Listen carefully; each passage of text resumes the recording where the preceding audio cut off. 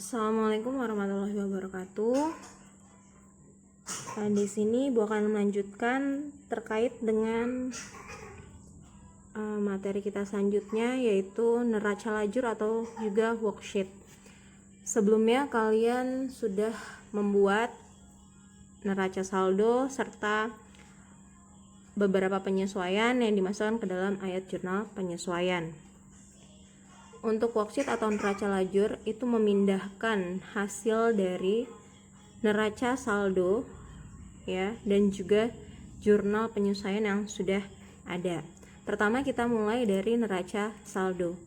Sebelumnya kalian sudah memiliki hasil seperti ini ya, neraca saldo sebelum adanya penyesuaian. Ingat, masih neraca saldo ya. Di sini ada kurang lebih 20 akun. Nominalnya silakan kalian pindahkan langsung ke dalam worksheet. Usahakan berurutan mulai dari harta, utang, modal, pendapatan dan juga beban. Ya, di sini hanya memindahkan kas, piutang, perlengkapan dan selanjutnya. Sampai di akhir jangan lupa pada saat penjumlahan ini harus seimbang antara sisi debit dan juga kredit, persis sesuai dengan yang ada di neraca saldo. Selanjutnya langkah kedua yaitu kalian kembali memposting atau memindahkan hasil dari jurnal penyesuaian. Ya. Di sini karena tadi ada beberapa penyesuaian ya yang harus dilakukan. Di sini ada beberapa akun yang mengalami perubahan nilai atau nominal. Silakan kalian pindahkan ke dalam worksheet. Misalkan di sini beban perlengkapan tertulis di debit sebesar 2.150.000. Pada perlengkapan sebesar 2.150.000.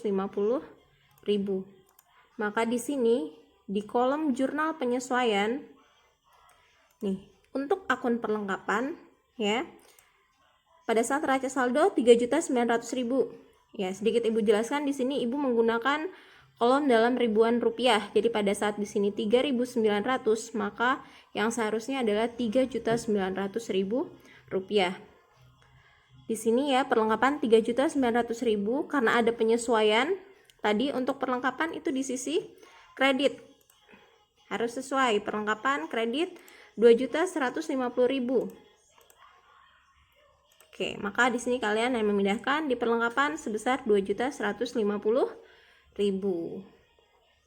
Lalu ini ada piutang usaha di debit sebesar 2.500.000. Berarti di sini ada piutang sebesar 2.500.000 di debit. Akan lebih baik apabila kalian pertama melihat ini terlebih dahulu. Ini jurnal penyesuaian. Oke.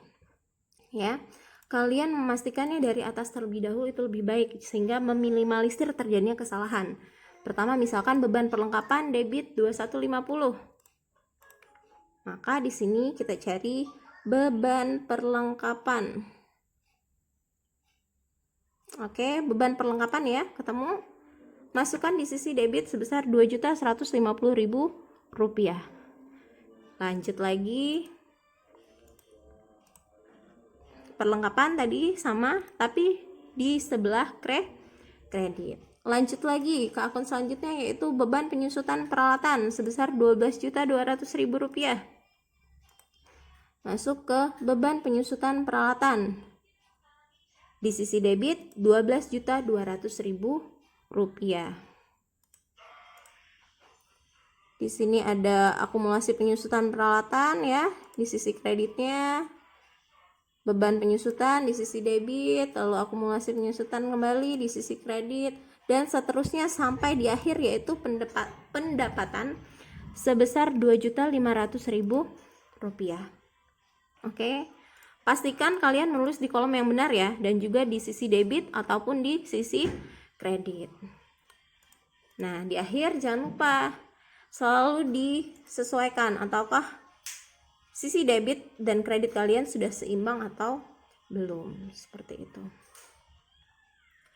Jika sudah, kita masuk ke neraca saldo yang sudah disesuaikan atau neraca saldo disesuaikan di sini ya.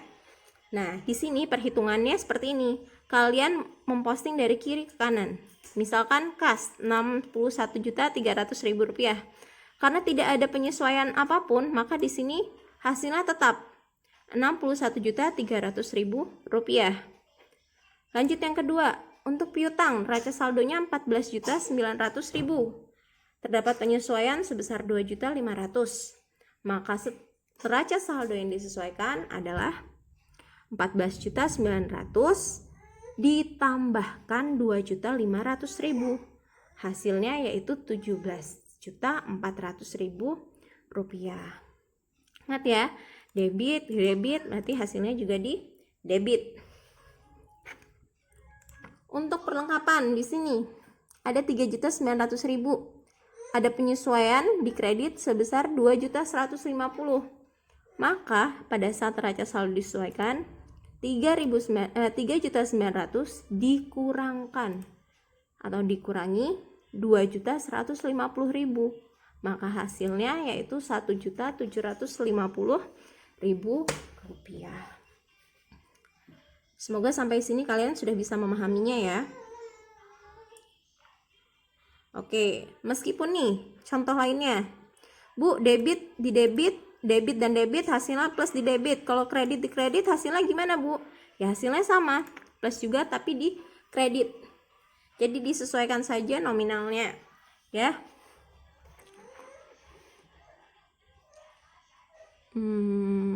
Oke. Nih, misalkan nih contoh yang ini.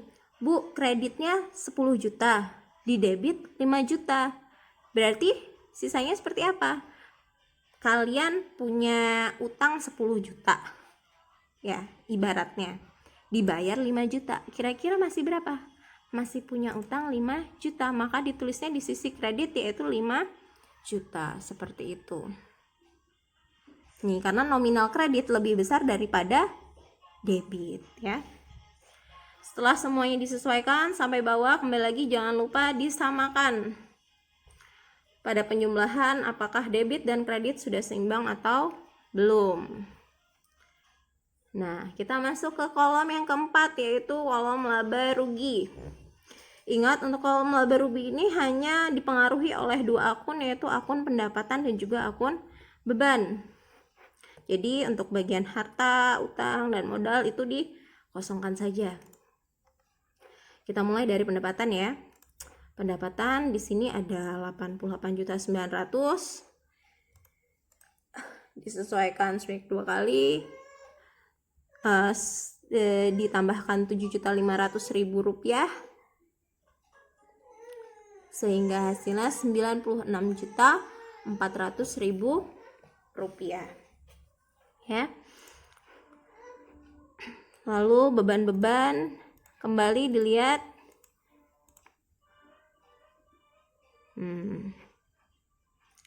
Ini atau lebih mudahnya kalian hanya memindahkan dari neraca saldo yang disesuaikan ya ke dalam laporan laba rugi seperti itu. Tapi ingat, hanya akun pendapatan dan juga beban.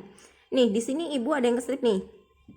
Asuransi dibayar di muka. Ini masuk ke kategori harta. Ya, seharusnya ada di atas ini. Asuransi dibayar di muka. Ini tidak perlu dimasukkan ke akun laba rugi. Jadi dikosongkan saja. Pun dengan utang bunga. Jadi harus benar-benar lihat bahwa hanya akun pendapatan dan beban yang ada di laporan laba rugi. Oke. Nah, di sini, Bu, gimana Bu? Kok ini nggak sama hasilnya? Nggak masalah. Pada saat laba rugi, ingat ya, di sini Bu, kreditnya lebih banyak dibanding debit. Ya memang harusnya seperti itu. Karena di awal sudah dilihat ya aturannya.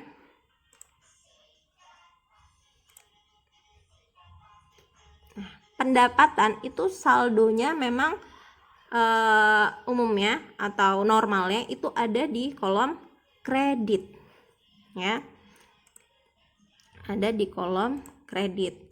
Jadi di sini sejumlah pendapatan 96.400.000 dikurangi oleh beban 54.850.000 rupiah, sehingga diperoleh hasil akhir yaitu 41.550.000 rupiah yang merupakan laba dari usaha. Oke. Nah, setelah ditemukan ini kan hasilnya sama nih, 96.400.000 rupiah. Oke, yang terakhir yaitu neraca. Kalau tadi laba rugi itu pendapatan dan beban, maka neraca itu hanya dipengaruhi oleh harta, utang, dan juga modal, ya. Kalian memindahkan dari NSD ke sini. Ya, bisa dilihat ini. Sini kalian pindahkan ke kolom neraca. Pun termasuk yang ini tadi, asuransi dibayar di muka dan juga utang bunga. Lihat ya, pada hasil akhirnya nilainya sama. Jadi laba antara pendapatan dan dikurang beban dengan sisi debit dan juga kredit di neraca itu harus seimbang. Jadi di sini hasilnya tadi 96.400.000, untuk neracanya hasil akhirnya yaitu 177.700.000 rupiah. Oke. Sampai sini ada yang ditanyakan? Kalau ada yang ingin ditanyakan, silakan kalian langsung tuliskan di forum diskusi.